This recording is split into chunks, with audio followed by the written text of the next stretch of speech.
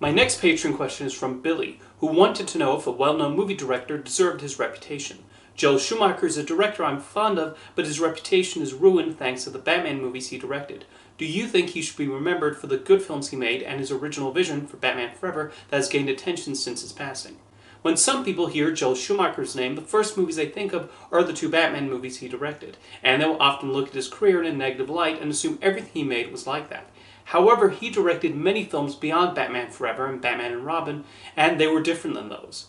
Batman and Robin especially seemed to ruin his reputation among many, even though not everything that went wrong with that movie was his fault. It was a film that was infamously micromanaged by the executives at Warner Brothers who wanted to make it more toyetic and appeal to a young audience. So you have many who think he made campy films, but that's only a small fraction of his filmography. Schumacher did have an interest in exploring dark and psychological themes, and I think that still peeks through in Batman Forever when the focus is not on the neon lights and Jim Carrey and Tommy Lee Jones overacting. A lot of Bruce Wayne's character arc involves exploring the reasons he puts on the costume and his dual personality. I admit to having a soft spot for Batman Forever, and that's one reason why. Schumacher did have a cut of the film that put even more emphasis on that aspect, but Warner Brothers mostly wanted a big flashy spectacle and something more family-friendly than what Tim Burton had given them with Batman Returns. Before the release of Batman and Robin, Schumacher wanted to create something darker in tone with the next film.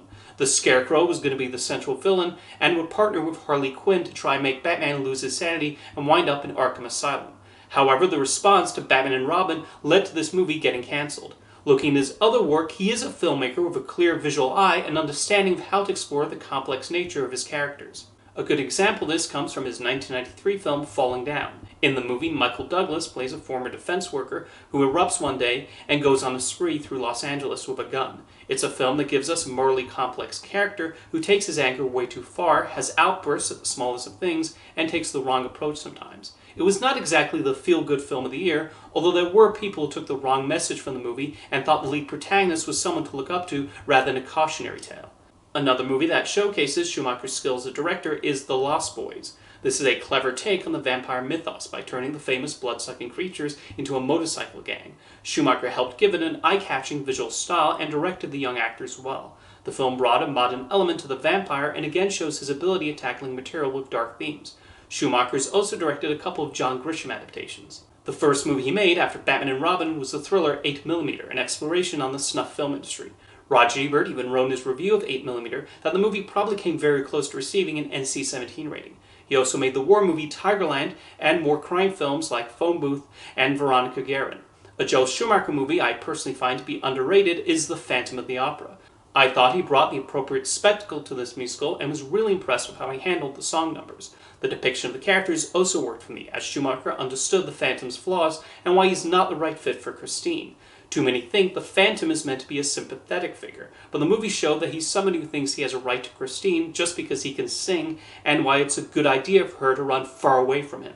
I admittedly have never seen the stage musical, and so seeing this movie in the theater was my first exposure to the material, but I was very impressed even though others were less than enthusiastic. It's a shame the Batman movies are what most people associate Joel Schumacher with, as he has absolutely shown his directing talents outside of them. There was more appreciation shown towards Schumacher after he died, but I also saw people accuse others of revisionism and saying his filmography was only being celebrated because he had passed away. And that's not remotely close to accurate, as many, myself included, have recognized him as a talented director with a decent smattering of worthwhile films for years. If you think Batman and Robin is a representation of his entire output, that tells me you have not seen The Lost Boys or Falling Down. Even I still have plenty of movies of his I still need to check out at some point. Thank you for your question, Billy.